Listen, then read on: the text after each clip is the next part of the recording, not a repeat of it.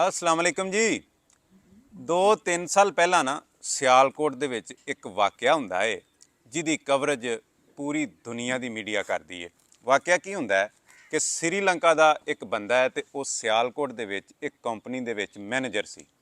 ਉਹਦੀ ਇੱਥੋਂ ਦੇ ਕਿਸੇ ਵਰਕਰ ਦੇ ਨਾਲ ਤੂੰ ਤਕਰਾਰ ਹੁੰਦੀ ਹੈ। ਵਰਕਰ ਬਾਹਰ ਆ ਕੇ ਕਹਿੰਦਾ ਹੈ ਕਿ ਇਹਨੇ ਤੁਹੀਨੇ ਰਸਾਲਤ ਕੀਤੀ ਹੈ। मैं सुनना, दूसरा सुनता है, तीसरा सुनता है, ਹੁੰਦਿਆਂ ਹੁੰਦਿਆਂ पूरा जम्मे गफीर इकट्ठा ਹੁੰਦਾ और उस श्रीलंका ਦੇ ਉਹ ਜਿਹੜਾ ਮੈਨੇਜਰ ਸੀ ਉਹਨੂੰ ਮਾਰ ਮਾਰ ਕੇ ਤੇ ਜਲਾ ਦਿੱਤਾ ਜਾਂਦਾ ਹੈ। ਉਹਦੀ ਵੀਡੀਓ ਬਣਦੀ ਹੈ, ਪੂਰੀ ਦੁਨੀਆ ਤੇ ਵੀਡੀਓ ਫੈਲਦੀ ਹੈ। ਜਦੋਂ ਤਹਿਕੀਕ ਹੁੰਦੀ ਹੈ ਤੇ ਪਤਾ ਚੱਲਦਾ ਹੈ ਤੁਹੀਨੇ ਰਸਾਲਤ ਨਹੀਂ ਸੀ ਬਲਕਿ ਵਿੱਚ ਕੋਈ ਮਾਮਲਾ ਹੋਰ ਸੀ। ਹੁਣ ਇਹ ਬੰਦੇ ਦੀ ਤੁਸੀਂ ਗੱਲ ਗੌਰ ਨਾਲ ਇੱਕ ਇੱਕ ਲਫ਼ਜ਼ ਸੁਣੋ तो फिर अगली गल करने। मेरी जान, मेरी माल, मेरा माँ, मेरा बाप, मेरी औलाद, मेरा एक एक खून का कतरा नबी पाक सल्लल्लाहु अलैहि वसल्लम पे कुर्बान। जैसा कि आप सबको पता है, मेरे जो भी मसले मसाइल सोशल मीडिया पे चल रहे हैं, मैं इस पाक जगह पे खड़ा होकर ये हलफ देता हूँ कि मैंने कुछ भी इंटेंशनली नहीं किया।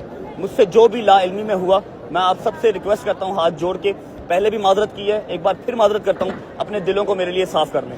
कल ना एक वीडियो मैं अपलोड की थी ਤੇ ਜਿਹਦਾ ਚੰਦ ਲੋਕਾਂ ਨੇ ਨਾ ਗਲਤ ਮਤਲਬ ਲਿਆ। ਸ਼ਾਇਦ ਉਹਨਾਂ ਨੂੰ ਸਮਝਣ 'ਚ ਗਲਤੀ ਲੱਗੀ ਹੈ ਜਾਂ ਮੇਰੀ ਵੀਡੀਓ ਉਹਨਾਂ ਗੌਰ ਨਾਲ ਸੁਣੀ ਨਹੀਂ।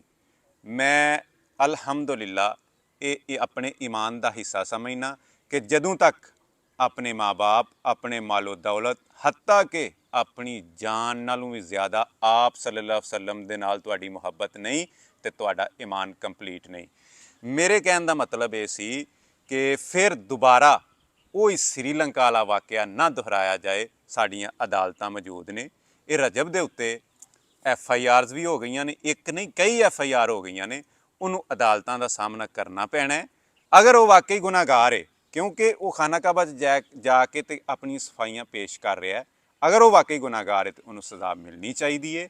ਅਗਰ ਉਹ ਨਹੀਂ, ਕਿਉਂਕਿ ਸਾਡੀਆਂ ਅਦਾਲਤਾਂ ਨੇ ਇਹ ਦੱਸਣਾ ਕਿ ਉਹ ਗੁਨਾਹਗਾਰ ਹੈ ਕਿ ਨਹੀਂ ਗੁਨਾਹਗਾਰ ਜਾਂ ਉਹਦੇ 'ਚ ਅਣਜਾਣੇ 'ਚ ਹੋਈ ਹੈ। ਅਸੀਂ ਕਾਨੂੰਨ ਆਪਣੇ ਹੱਥ 'ਚ ਨਾ ਲਈਏ ਬਲਕਿ ਅਸੀਂ ਤਹੱਮਲ ਔਰ ਬਰਦਾਸ਼ਤ ਦਾ ਮੁਜ਼ਾਹਰਾ ਕਰੀਏ, ਨਾ ਕਿ ਦੁਬਾਰਾ ਸਾਡੀ ਪੂਰੀ ਦੁਨੀਆ ਦੇ ਵਿੱਚ ਜੱਗ ਹਸਨਾਈ ਹੋਏ ਔਰ ਸਾਡੀ ਇਨਸਲਟ ਹੋਏ ਐਜ਼ ਏ ਕੌਮ। ਇਹ ਇੰਨਾ ਕੁ ਮਤਲਬ ਸੀ। ਤੁਸੀਂ ਹੁਣ ਦੱਸਣਾ ਕਿ ਮੇਰੀ ਗੱਲ ਠੀਕ ਹੈ ਜਾਂ ਗਲਤ ਹੈ।